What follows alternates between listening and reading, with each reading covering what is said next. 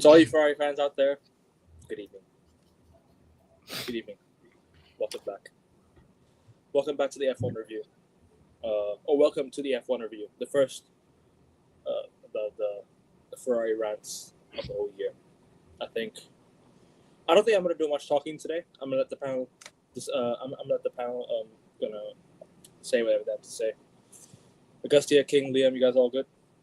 Yep. Okay. Yes. Forget the panel a second. No. Forget the panel. This is not a live show. We're not on AN Sports. We're in court right now. Okay. 3 of us are witnesses. 1 of us is on trial. The man on trial is in this corner of the screen. What the fuck happened, man? Sorry for the language. Yesterday, you were Ferrari's biggest representative. Where's the support, man? What happened? The support Guys- shall be reannounced once Ferrari explain themselves as to why they had an underweight car. Bella, you won the race 1 and 2, man. What's there to fucking... No. Guys, I wasn't a predictor yesterday. I was a prophet. That was pure luck. I said this yesterday. I said 2 things would happen. 1, it would be a Mclaren 1 and 2. Oscar Piastri would convert pole position to victory. And you know what? I'm going to be honest. Oscar Piastri on this grid, hot take, is the coolest driver on this grid, period. His veins are full of ice. That's it. There is no other driver I would trust to convert pole to race victory right now than Oscar Piastri. That man has no temper. That man has no aggression in his head. He is so calm. He is calmer and colder than anything in human history, man. But the second thing I said is the moment this man, his namesake, he's actually rivaling Liam Lawson in terms of who's the most underwhelming performer this year. The namesake, Liam. The moment he jumps teams in any sport, that team has a historic failure, and their rivals, particularly his predecessors, have the greatest victory. So, Liam, what do you have to say? Your former team, Papaya, 1 and 2. Your Ferrari boys, the first ever DQ. Hey, McLaren won last year, man. There's your jump shit. No.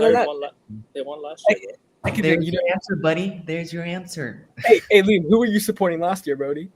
Mercedes. Liam, Of course. Liam, didn't you support the Lakers and Liverpool in 2020? Correct.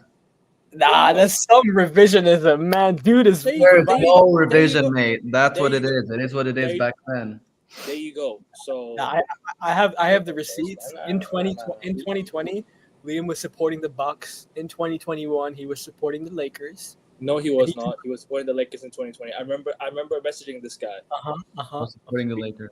on a group We can chat. get the receipts. My point is, Me and Ekavik, we're gonna pull out the evidence, bro. We have the evidence. I actually have his receipts, by the way. So, Ooh, but gosh. Oof. you as well. Oof. but anyways, I ain't gonna talk much because I'm absolutely fuming with Ferrari right now. So, Augustia, why don't you kick things off with the Ferrari? Because for me, I was just sitting on the dining table with my parents. Yeah, I was sitting down having dinner with them. Yeah, I open Instagram, right? I open Instagram. The first thing I see, Ferrari, McLaren, Charles Leclerc, and Lewis Hamilton disqualified from the race. The first thing I see when I open Instagram is them two, and not to mention what's the fella's name again? What's his name again? Pierre Gasly. Thank you, Pierre Gasly. Got disqualified as well. This was gonna be an eventful weekend. Was supposed to be an eventful weekend for Ferrari. What was supposed to be an eventful weekend for Ferrari turns out to be one of the absolute worst in history. Yes. And trust me when I tell you right now, when we were backstage talking, I was like, I didn't want to answer anything. I was fuming. That's why I came on to StreamYard absolutely fuming because of this news that I just found out a few hours ago, and I'm like, fuck you, Ferrari, man. Real talk, actually, like, bro, all of them should be sacked today. I don't give a shit anymore. They should be sacked for all that. This alone, the whole engineer should be sacked. This is embarrassing. Really and truly, this is embarrassing. Like, I can't fathom how, Ferrari literally got 5th and 6th. I was like, you know what? Fair enough. You didn't do well in qualifiers, and then you get 5th and 6th, and then later on I find out, wow, they've been disqualified. 4 hours later, after the race ends, they've been disqualified, and I'm like, yeah, how could things get worse, man? Augusta, you can kick things off, man. Honestly, Yo, Ferrari, Scuderia Ferrari, are you not listening to this man on the left of me? Pay for his therapy, man. You must pay for this man's therapy because you're putting him from the heights of heaven to the depths of hell. This is fucking worse than hell. How do we go? Ekevin, you're right. On Saturday, Lewis Hamilton was on top of this world. By far the quickest man on track. Dude gained nearly double-digit seconds in the sprint race and won the sprint race in such a commanding, one of the best drives we've seen recently. And then today, no pace. Like, we can talk about strategy. Before we talk about the DQ, we can talk about strategy. We can talk about engineering. We can talk about confidence.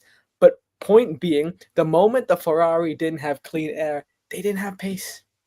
They did not have pace. Lewis Hamilton did not have pace. The fact that Lewis Hamilton, of all drivers, the 7-time world champion, the man with most race wins in Formula One history, the man with more poles than anyone in Formula One history, the man with more championships than anyone in Formula One history, the man with more points than anyone in Formula One history. I can go on and on and on. The fact that he said that let's swap the cars, he initiated it, he offered it, and he said, hey, I'm not quick enough. Charles can go in front of me. I'm struggling. I'm suffering with those tires. Charles goes in front of him.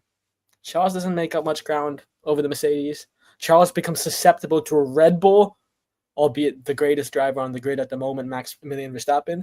But still, the fact of the matter is the Ferrari had no pace. And then you want to talk about those DQs. Yeah, what are they doing to Lewis's car, man? I get they have to tinker. I get the rubber is different on the day. However, guys, I'm not sure they should have tinkered to the extent that they did because it felt like the car was a completely different car. Hamilton had effectively minimal confidence heading into it, or none. Dare I say it? He had no confidence. And he was struggling mentally. He was struggling to control the car physically. And that car just never clicked. Like I said, Hamilton is a guy who operates on first impressions. If he gets in a car and he feels like he can orchestrate the first lap, he is the supreme operator. But today, he was the submissive operator.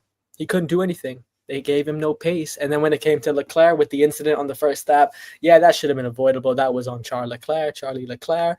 However, who knows what that incident did? They said he would lose again 20 to 30 points. But some on the grid suspect that, having less weight on the front wing made him quicker.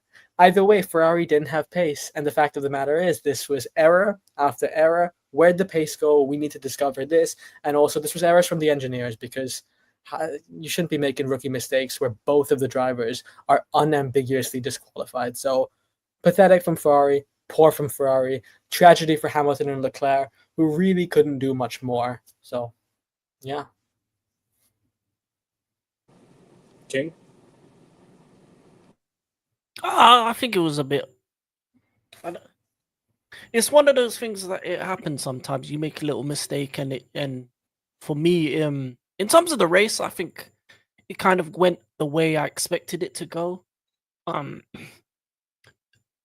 Being a sprint race weekend, we never saw enough of the hard tire in terms of who was the quickest on the hard tires, and I think it showed that the Ferraris were very slow when it came to hard tire running. In terms of the first stint, everyone was going to be slow because the sprint race showed that if you're behind a car, you're going to have extra tire degradation, and that's always going to be an issue. So, for me, in terms of the race finish, I didn't see the problem with the race finish. I think in the end of the day, Ferrari finished in the places they should have, in terms of 5th and 6th.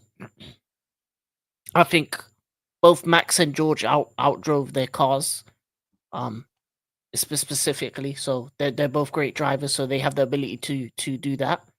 But in terms of the disqualifications, it's whoever the engineer for each car made a mistake in terms of the numbers, and for that, I think you really can't have that in the race. I think whoever the main engineer for both drivers should be fired. Because the thing about it is, it's okay if you make. Actually, no, it's not. It's never okay to make that kind of mistake because it happened to Gasly as well, and because of that, you went from being joint 3rd to joint 5th in terms of the constructors, and we've also stated about points being a big deal this year. It being very difficult to obtain, the closeness of the drivers in the cars. Ferrari not going to be the fastest in the first kind of 4 to 5 races comparative to the other drivers. But yeah, it was just, up until the disqualification, I was okay with the race result. I wasn't too fussed about that. I think it was as much as I expected Ferrari to get. I expected the McLaren 1-2.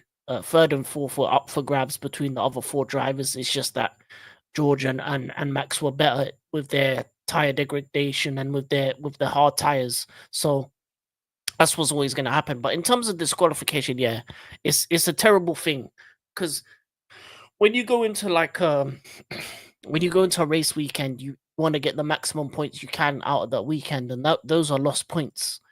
Both drivers aren't in double figures after 2 races. You're already 30, 40 points behind number 1 in McLaren.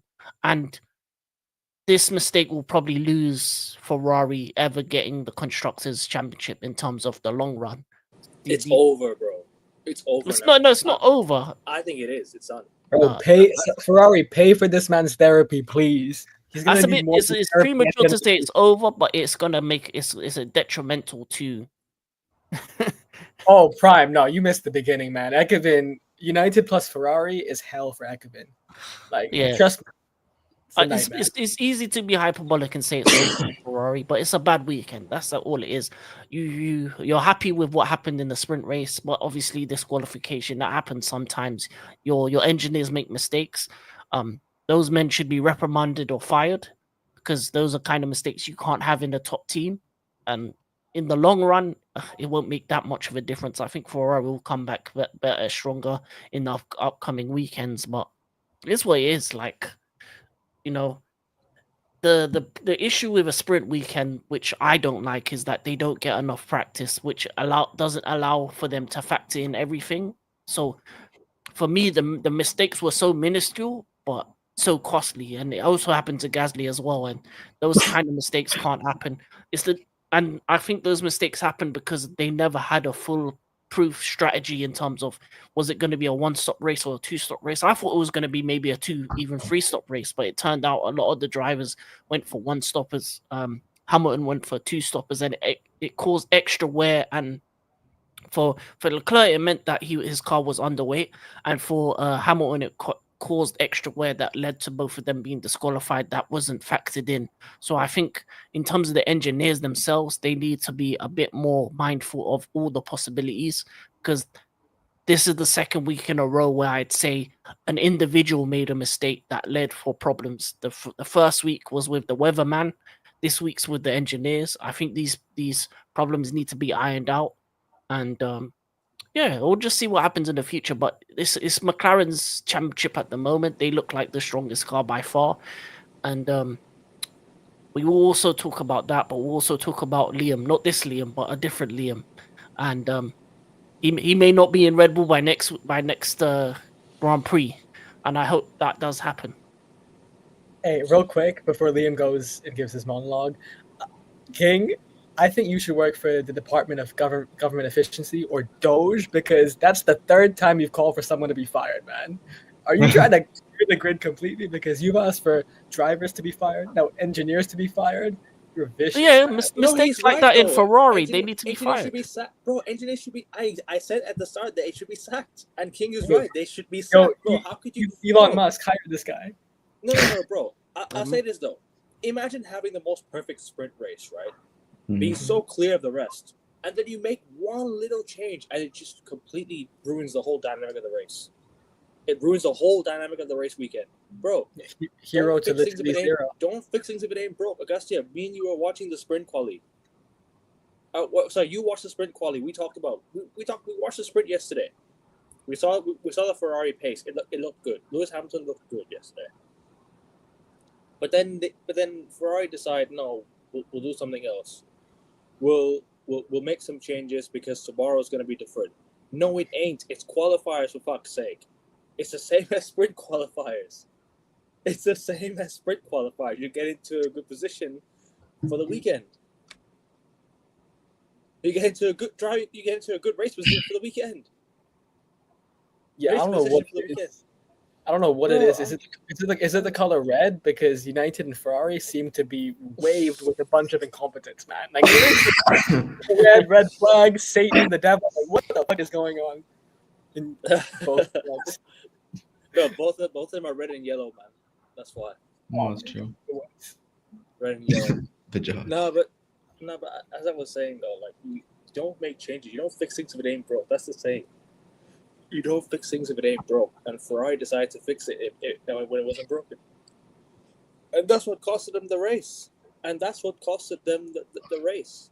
And we just didn't. We got 5th and 6th. Like, okay, fair enough. I'd be like, do you know what? Take it and go. Like, this weekend's been a terrible one. You take this one and you move on. And then I find out hours later that they've been disqualified for breaching, the regulations of race weekend, and I'm like, oh my god, like, can it get worse? Like, you've already finished 5th and 6th. That's already poor enough for the fact that you won the sprints, and then now you get 0 out of that, which is worse than I don't know, Liam Lawson. Can I add quickly to that? You can finish 5th and 6th and get disqualified, and that's already worse than what Liam Lawson's done all fucking weekend. Yo, poor Liam Lawson. It is. I would say it's worse than that, because Liam Lawson probably got like a point or something. Yeah. No, I mean it's so tragic. That's better than what Ferrari came out with. It's so tragic. It's so tragic how he's the benchmark for mediocrity now. That's so sad. Bro, we had lesser points than fucking Kick Sauber last week. We have less than the Williams. That's how bad it was. Kevin, we have less than the Williams now. But the same as the Williams. Hey, Carlos Sainz. I would say this. I wouldn't have looked at the sprint and the race as the same thing, because in the sprint it's just one tire. No. And the Ferrari seem to be stronger on the mediums than the hard. I agree with you on that. The medium is what I've always said the Ferrari have been good on. But Ferrari have done hard tires twice, and I don't understand the decision to pit Lewis Hamilton towards the end. I think he wanted to do it. To try. I understand that, but look at how far he finished behind Lewis Hamilton. And for me, I just don't think it was the right strategy going forward. And I think they should have gone back to the medium. You switch back to the medium when you go pit again. I don't know why you didn't switch back. I disagree, because I think Lewis Hamilton's ceiling, if he stayed out, would have been where he finished anyways. You had to roll the dice and subvert the status quo. The thing I was going to say is like, I agree. Race and the sprint is not the same. I 100% agree. But the qualifiers are the same. You've already qualified in a good position. Not really, because they qualified better in the sprint qualifying compared to the regular qualifying. That's what I mean. Like, if you've already done well in the sprint qualifier, why are you changing it for the next day? It doesn't make sense to make changes when the car going to race day is looking good. Or going to qualify. The changes were due to the changes of weather. That's also and the Ferraris were impacted by wind a lot. So these cars are very flimsy. So in certain corners they couldn't get the right time. Yeah, but the thing is, bro, they said that it was going to be a drops of rain towards the end, right? And it ended up not raining at all. That was complete bullshit from each of the team sides, saying that there wasn't rain. There was. I don't understand the calls of this potential rain. There was not going to be any rain, bro. Just because it's cloudy doesn't mean it's not going to rain. That was uncalled for, to be honest. I agree with you, man. I agree with you, bro. It's hella uncalled for. Bro, Leo, I'm gonna go to you next. Yeah, sure. Talk from a McLaren point of view, obviously, because you guys have got 1 and 2 this weekend. For McLaren, you can see that at the beginning of the race, we started off really strong. We were comfortable with our tires, our rear end, our front wing suspension. We were staying out of the way of Lewis Hamilton and Charles Leclerc to avoid front wing damage. But as you can see, that Lando Norris, he wanted to stick to plan A that was discussed in the team briefing before the race, which was to prioritize, in this case, Oscar Piastri to win the race rather than Lando winning. And when it came towards the last, I think it was 15 or 20 laps of the race, Lando was asking his team engineer to ask Oscar Piastri to help him, basically by meaning for him to speed up, sent up to give him a tow so that he could gain multiple second advantage over the drivers behind him, which you can see made him gain an advantage over the drivers that were trying to chase him for second place. But the thing is, for Ferrari, I agree with you, Ekevin. It was a disgrace. They should be sacked. But the only reason that that happened is because they were below the regulation limit for the skid underneath their car. Not only that, Lewis Hamilton's engineer was not giving him feedback about where he was braking early, where he was braking too late, where he could improve, where each driver was getting faster. It was only because of his engineer and the team's decision to keep him out or to keep him in. That's why he got fucked over in the race. Regardless whether he stayed out, he would still have finished in a position he would not want to end up in. So what I'm saying is Ferrari should just change their whole fucking team in terms of engineers, strategy, team members, and even their fucking team principal, because he was the one who called the strategy and told the engineers, tell Charles, tell Lewis to follow this.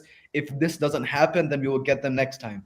In the Japanese Grand Prix, I don't think Leclerc or Hamilton are going to get a podium because of how they performed in the Chinese Grand Prix, because they didn't bring any upgrades to the Chinese Grand Prix, nor are they going to bring any to Japan, knowing that they're going to get sacked anyway by the FIA, which I think, to be honest, was intentionally done to prevent and to give an advantage to McLaren. That's why the FIA sacked both of those drivers, including Pierre Gasly. That's what I have to say. Damn, clip that.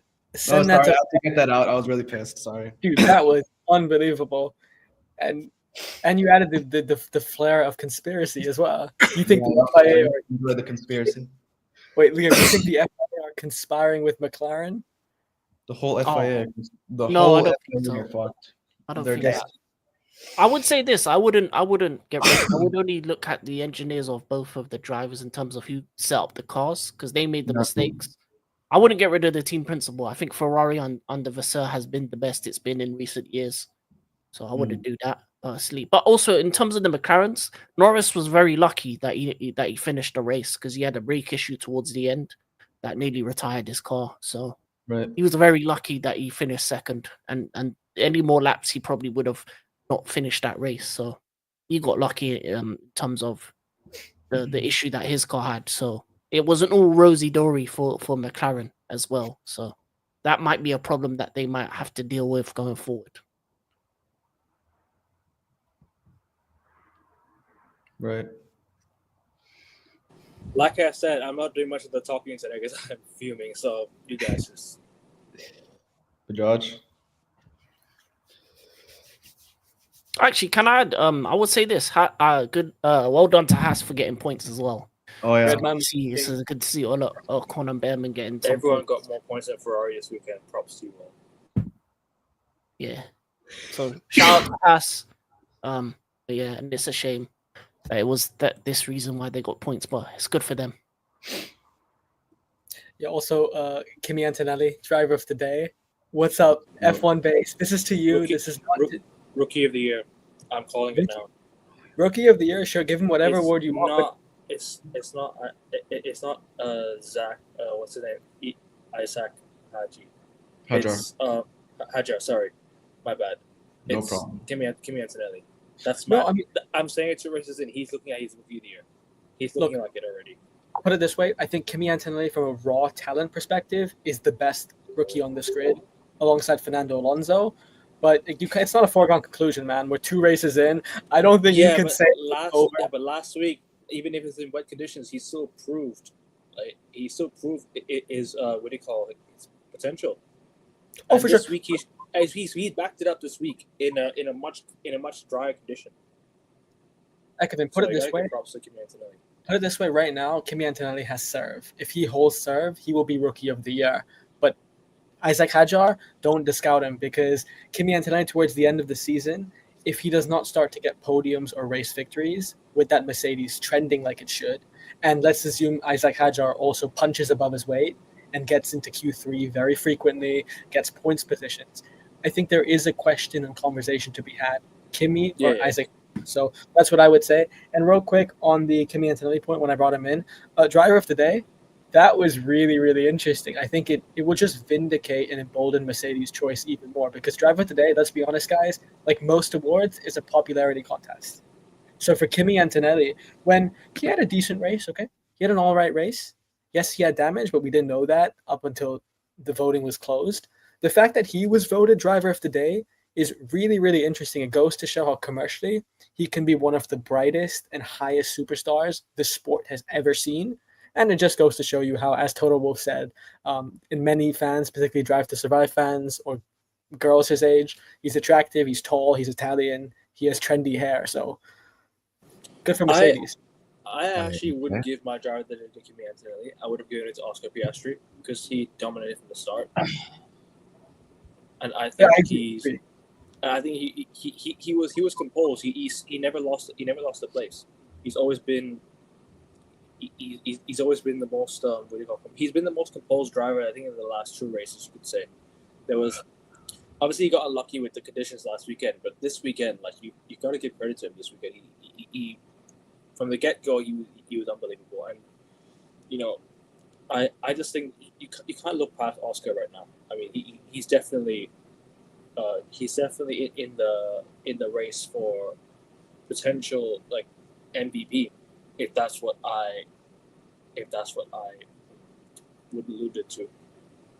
I could probably say I could go as far as to say potential MVP. I know it's 2 races in, and I know we're talking too far ahead, but this is a potential MVP level racing from Oscar Piastri. And especially what we saw towards the end of last year with Oscar Piastri sort of picking up a bit of form, picking up a bit of of his quality. This year he started off quite composed, and he's looking like he's definitely in the race, in the hunt for it. So gotta give props to him as well. So for me, he was my driver of the day.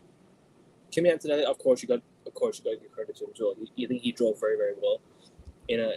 In obviously his rookie year, he's definitely going to get his plaudits. But for me, I just think Oscar Piastri has been the best driver today. So yeah.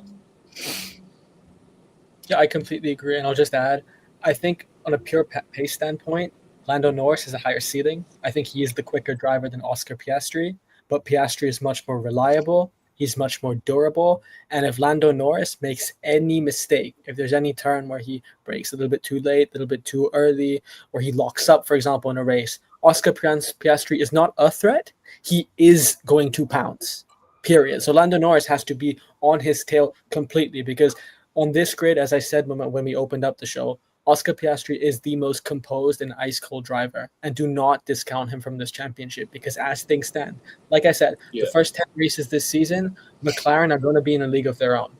They're the quickest car by almost every metric, by almost every tire. They're not track specific. They are going to be the quickest driver across every track.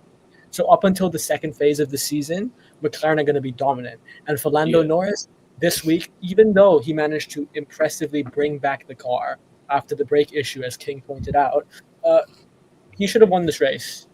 He made several mistakes throughout the weekend, and he has to be on it, because you can't be complacent. You can't take it for granted that you have the quickest car today, because as we saw last season, Ekevin and King and Liam, things change really quickly. This time last season, who was the dominant force and horse? Red Bull, right? And at the end of the season, Red Bull were probably the 3rd or 4th quickest car.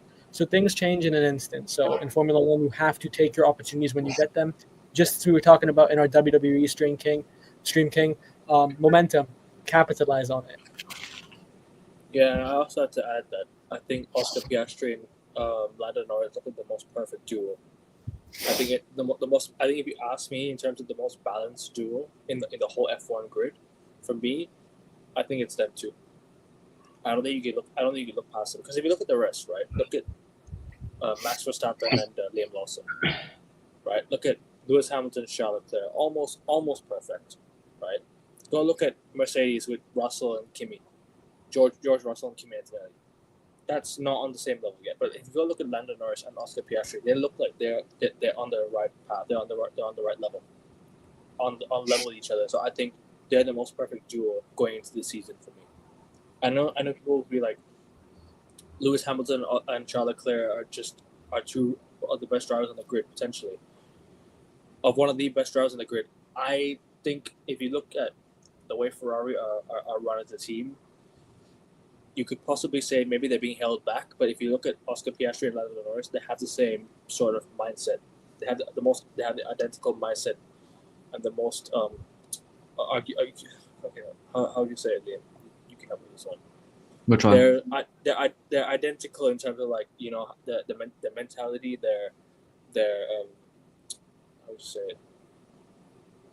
You can help me with this one. That they're in terms of like the perfection of a duo partnership of two really young drivers. Oh, their energy. They match their energy. Their energies. They match each other's energy in terms of like you mean how they work with each other. They have the same thoughts. Yeah, as a team. Oh. I think they're the most perfect partnership. If you ask me on the grid right now, because we have not seen much of the new. Because obviously, like with Red Bull, like with Mercedes, like with Ferrari, they have new partners. But Lando Norris and Oscar Piastri have worked with each other for quite a few years now, and I think this is the right time to say that they're the most perfect partnership going into this year. They're not the best drivers, but the most perfect partnership. Their chemistry. That's how I would sum it up. Can I say something on a couple things? Go on. First of all, with Augustia, I do not agree that Oscar's the most ice cold driver on the grid when you have the likes of Lewis Hamilton, Max Verstappen, Fernando Alonso. He's not even more ice cold than Lando Norris. For me, he is a great driver and he has great potential. But for me, he's what he should be is McLaren's second driver. Lando Norris is the one that's going to win you the world championship. Oscar is a great second hand to have. I think he's a quality driver, but I think last season he lost Lando Norris the world championship because he got in the way at times and was too over eager towards the end of the season. So for me, I think, especially considering he has Mark Webber as his manager, I think it's a bad combination at times because I feel like he'll get in the way of Lando Norris winning a world championship. And I think if you're McLaren, you're gonna go with the stronger horse, and the stronger horse is Lando. So that's the problem that McLaren have is it's all good and well having drivers that are similar levels or you consider to be similar of quality. You have to pick one as your main horse. That's gonna stop McLaren winning the driver championship if they don't pick one of those. And I think they need to pick Lando. Because Red Bull have Max, Mercedes are gonna pick George. Ferrari, you don't know who they're gonna pick. I think they're probably gonna pick Lewis because he's the 7-time world champion. McLaren need to pick one of them and benefit one of them. It can't be a race by race basis. It can't be this guy's doing better this weekend. That's not gonna help in the long term. That's what stopped them from winning the Drivers' Championship last season. And there was a lot of times where I feel like Oscar was just racing his own race, and you could see that. In terms of partnerships, I think the two best partnerships in terms of the Formula One grid, I think the Williams partnership and the Ferrari partnership are more, for me, are better than the McLaren partnership. I think McLaren's partnership still has a lot of issues. I think towards the end of last season, they got in each other's way a lot. And I think the dynamic they have isn't as good as the one that I see going in the future with. In terms of Ferrari, they have the better drivers. In terms of Williams, that is the most closest in terms of quality partnership. In terms of Albon and Sainz, they both experience. They've both been in the grid much longer than Oscar, and even Carlos has been much longer than Lando. So I think it's very hyperbolic just to say that they're the best partnership just because they have the best car. They have the best car at the moment. But if you put Max in a car that was comparable, he'd beat them both. If you put Lewis in a car that wasn't comparable, you beat them both. It's the same with the Rookie of the Year comparisons. The reason why Kimi's the best rookie because he's in the best car. But if you put some of these other rookies in better quality cars, you could see that they have the potential to be great in terms of Isaac Hadjar in the racing balls. He's shown he can get to Q3 with a car that's not as big as the Ferraris, the Red Bulls. He's beating guys like that. So it's when we're talking about the sport, the car is just as important as the driver. So I feel like you need to actually look into that as well, and the team. And I do agree in terms of the team is probably holding back Lewis and Charles in a little bit when it comes to Ferrari. But that doesn't mean that Lando and Oscar are the best partnership or the best drivers. They're not. There are better drivers on this grid that, given them the right opportunity, they're beating them hands down every single day of the week. Max will, Lewis will, Alonso will. I think those three are the three best. I didn't say they were the best drivers. I said they're the best duo. Let me I don't think so. I think they're two in each other's way, and that will probably lead to a Max, or if Ferrari decides Lewis or Charles to win the world title in terms of the drivers. Look, King, I hear everything you say completely. You make some very valid points here. I'll just clarify two things here. One, Oscar Piastri being ice cold. I mean it from a demeanor standpoint. Of course, ice cold in terms of winning championships and pure ability. He is not even in the top 5 of this grid in terms of pure ability. I meant in terms of demeanor because historically, Verstappen's a hothead. Hamilton can be very sentimental sometimes, and Alonso is actually the closest one. But I think Piastri, we haven't seen a driver who is so stoic to the extent of Piastri. That man is stoicism personified on the grid. I think in a demeanor sense, Piastri is just calm. And there is never, at least when I watch him, ever since I've watched him, there's never a doubt in my mind that he's not going to, again, crash or run off wide. Like, he just seems so composed and compact. He almost seems textbook. Oscar Piastri is textbook. And when it comes to the best partnership, I agree with Ekevin. I think best partnership, again, is not the best duo. It's the best chemistry. It's the best cohesion. And the criticisms that you provided are valid, but I don't think that's on Lando or Oscar. I think that's on the team. That's on the team because the team should be the ones to have the guts. They should have the balls to say, Lando's our number 1 driver, Oscar's second. It isn't Oscar's place to say that, hey, I should be submissive. If anything, I don't think Oscar Piastri held Lando Norris back. Even if he did, it's the team's fault for not mitigating it and avoiding and navigating through that. So I see where you're coming from. I just think in terms of a chemistry standpoint, right now, Lando and Oscar are the best because also like most of the teams have just changed the driver. So they're very unfamiliar with each other. And Oscar and Lando, you see they get along off the track, they get on the track, and they can do it as well. And there is no animosity. There is no bad blood either. They rarely get into incidents. I can't remember when they've gotten into an incident as well. So Oscar is very composed. Lando is explosive. They balance and match really well. So I completely agree with Ekevin here.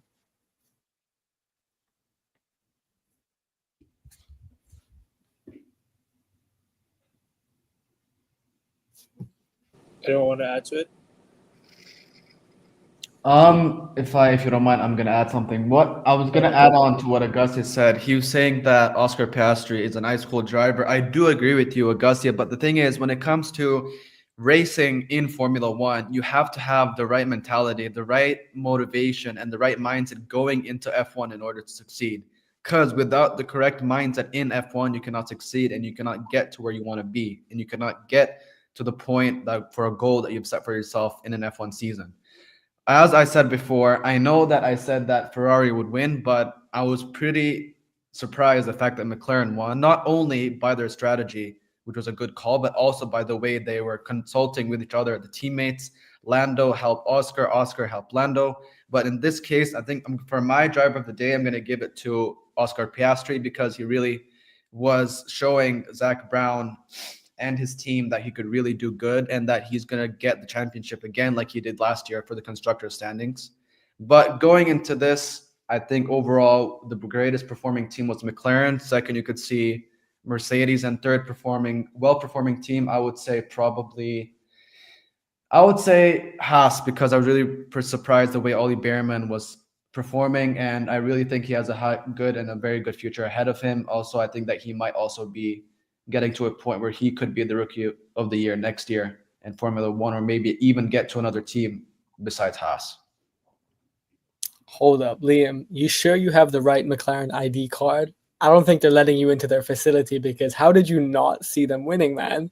If you were McLaren representative, the ID card. Here's the ID card, bud. It's all in orange, bud. It's all in orange. Only McLaren. Bro, I think they're sending you to the White House or to the Orange Man. No. They're sending you to the White House, and they're sending me to the house of people who know what they're talking about. Augusta. I mean, bro, if you were a McLaren representative, you'd know the pace in that car is worthy of winning. So I'm surprised they won by pure luck is what got them there. They won by they were at the point of the race. They didn't just win because they won. They won because they chose the right strategy to win that race. If they would not have chose the right strategy, then they would not win the race. Then Ferrari would have won if they would not have gotten disqualified. That's easy. End of story. Do you really believe that McLaren aren't the fastest car on the grid? There might be the fastest car, but that does not mean that they can be the fastest car till the end of the season. It's just the second race. You cannot call it that early. No, but I'm saying, races.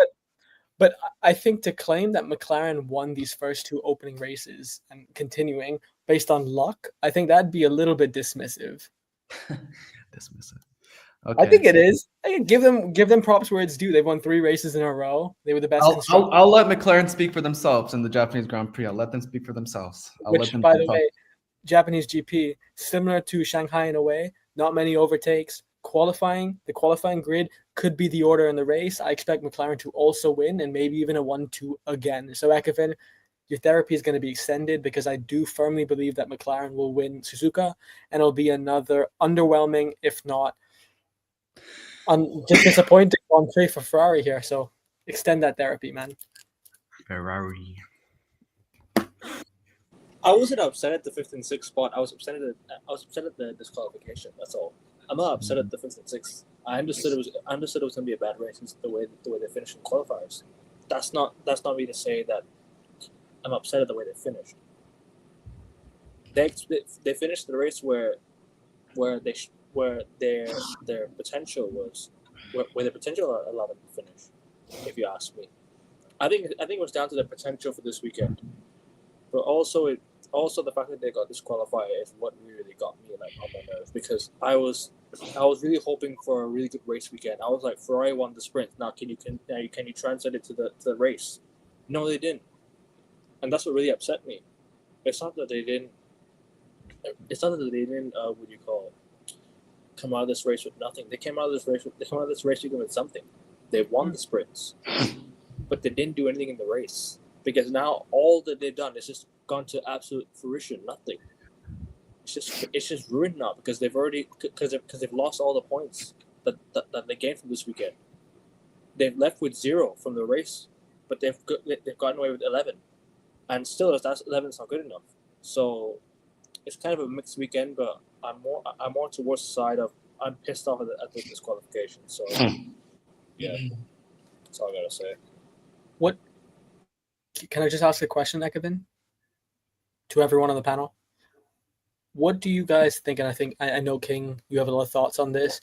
What do you guys think of Yuki Tsunoda being linked as the second Red Bull driver? Multiple sources claim that Yuki Tsunoda will replace Liam Lawson ahead of the Suzuka Grand Prix and become the Red Bull driver at Suzuka. So, King, Liam, what do you guys make of that? Do you think it's the right decision? Because I think it makes complete sense, especially commercially. The fact that you're going to Japan, his home race, the best time to do it, eh?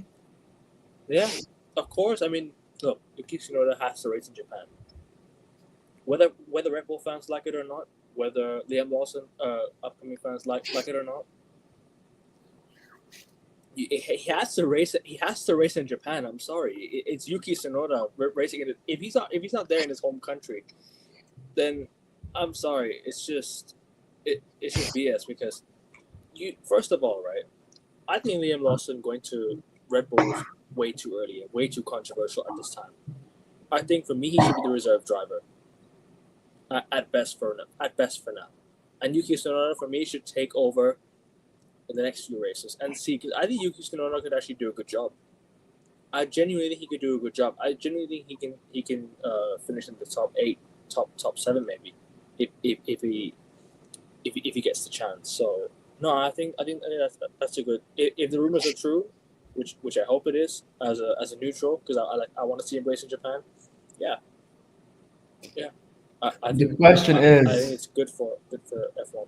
If Yuki Tsunoda is going to be put in the Red Bull car, Ekevin, do you think that he's going to be able to perform well to a point where he's near Max's level of driving or success in terms of races? I don't think it's about success. I think it's about getting that Red Bull car into a good points total, because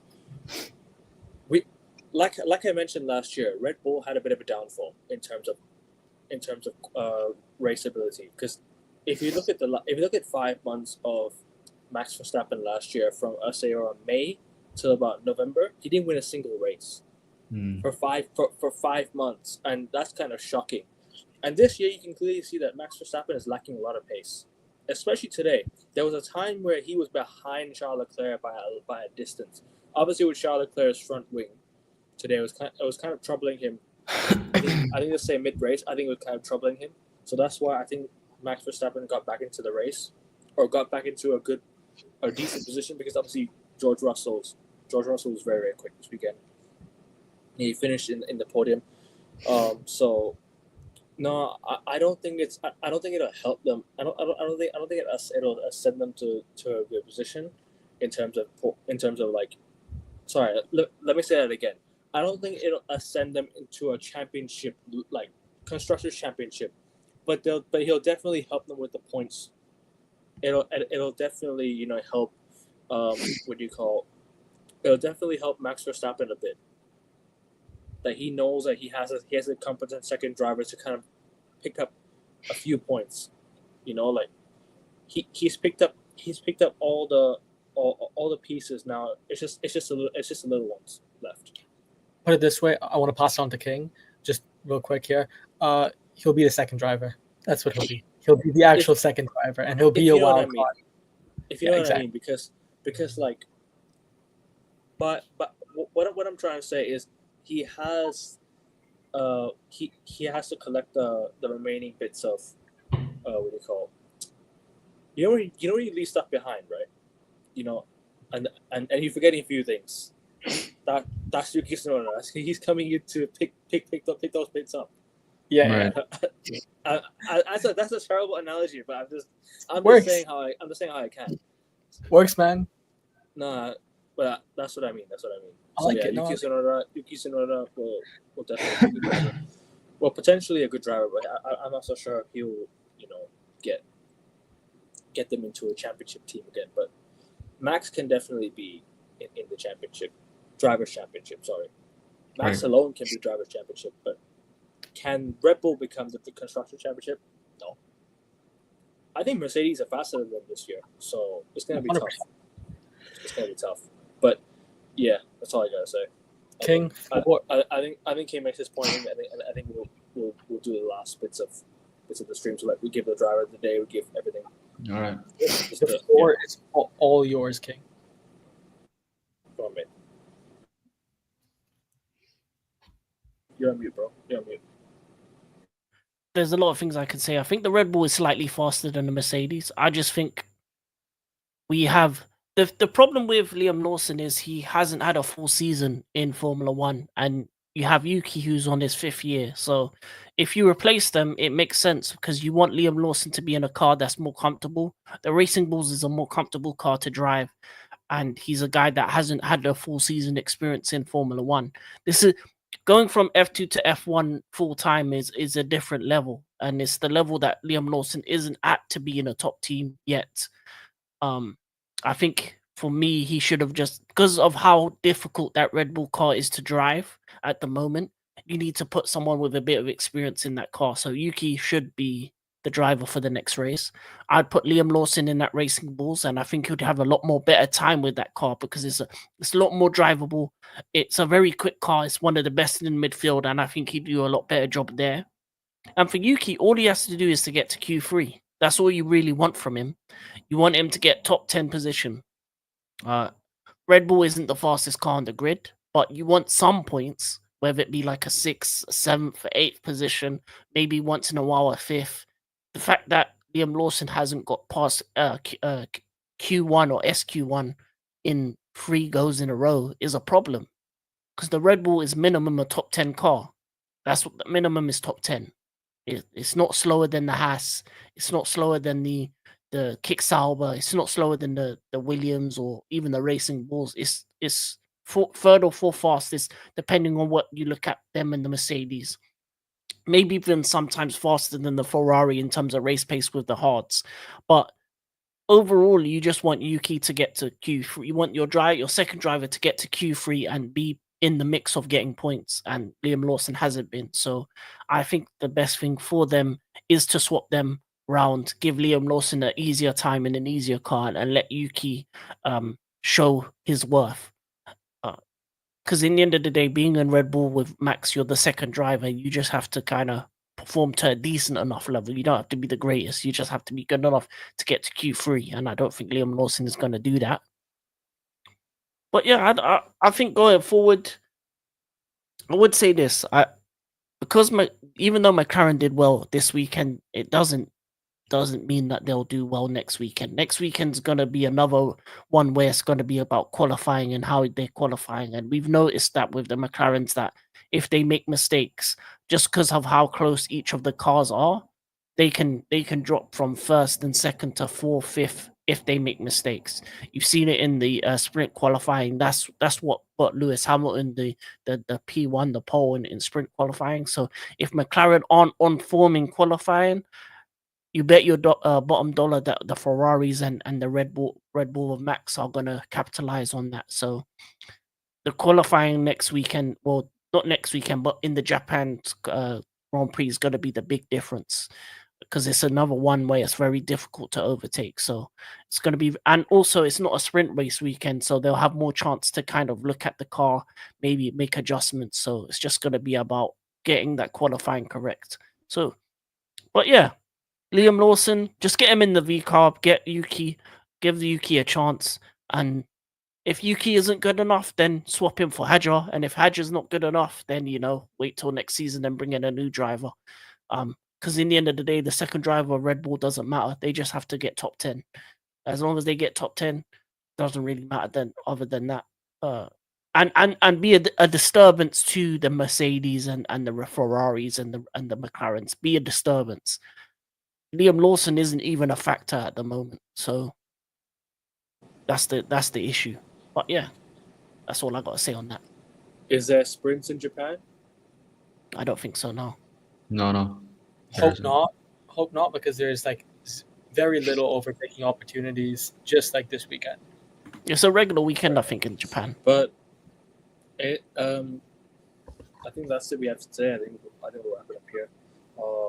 So much we could talk about. It's for me, it's just been a horrible race. I think I wouldn't watch it back. I don't think I'd watch it back. Even as a neutral, probably I wouldn't watch it back. As a Ferrari fan, yeah, definitely not. This is good. I'm gonna try to erase this out of my memory as much as I can.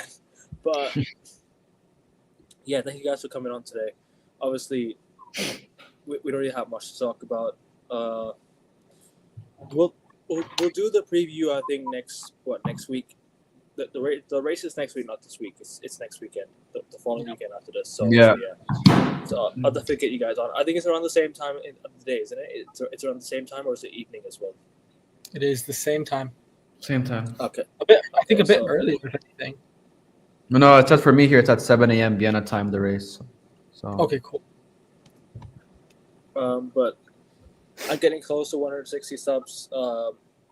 Keep liking the video, keep subscribing. Obviously, King's channel will be left in the title. I'll put his link in the title, and you guys go check it out. And you guys have anything coming up as well on your channel?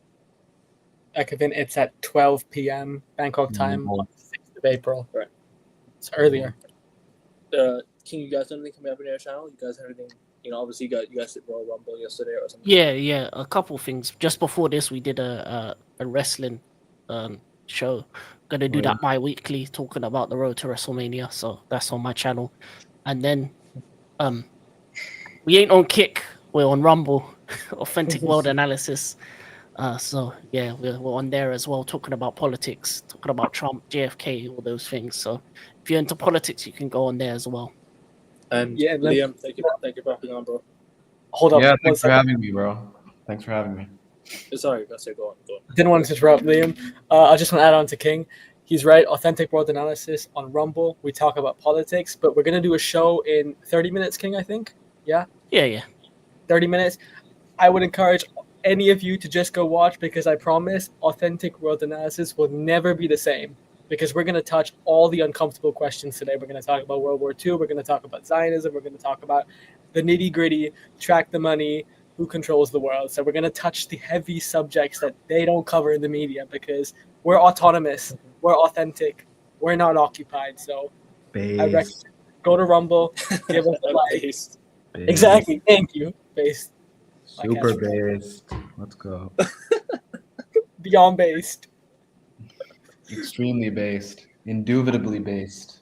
Baseball based. Stupendously based. You know what else is based? What? Lakers in 5. Oh my god. Oh, he said it. Oh. LeBron James. Yeah, we're talking about that man on the Lakers. What happened? What happened to the Lakers? No, I want to know. What happened to them? 146 points against the Chicago Bulls, you know. Are you crazy? At home against the Chicago Bulls, 146 points. Oh, my days. I'm sorry. That's cooked. That's cooked. That is, I'm sorry. That's just cooked, man. You know what else would be cooked? But I think Lakers will be all right. I think they just got to get healthy for the playoffs. And I think they've already clinched the postseason, right? So they should be okay. I think they just got to get LeBron healthy. They got to get Rui, Jackson Hayes, and they'll be okay. So you know what else is cooked, Kevin? No. I hate to be that guy. You're idle in about 4 hours' time. Oh, fuck off. Right, King? What's going to happen there? Hoyland Dagger. I'm watching two of my idols. I'm watching Djokovic and I'm gonna watch Ronaldo. So yeah. King. Well, what celebration would you hit on Cristiano if you were? Oh, the old man right now. Oh, Second, you want to take that? No, I'm kidding. We love Cristiano, one of the best players ever. We're just doing a bit of trolling. Imagine talking this much smack for a 5-time Ballon d'Or winner. But anyways, yeah, we're gonna close out.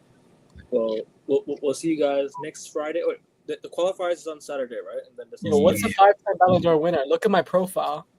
5 Ballon d'Ors, been there, done that. All right, fella, you know what you've done to some of them. But anyways, we'll see you guys. Take care. Peace.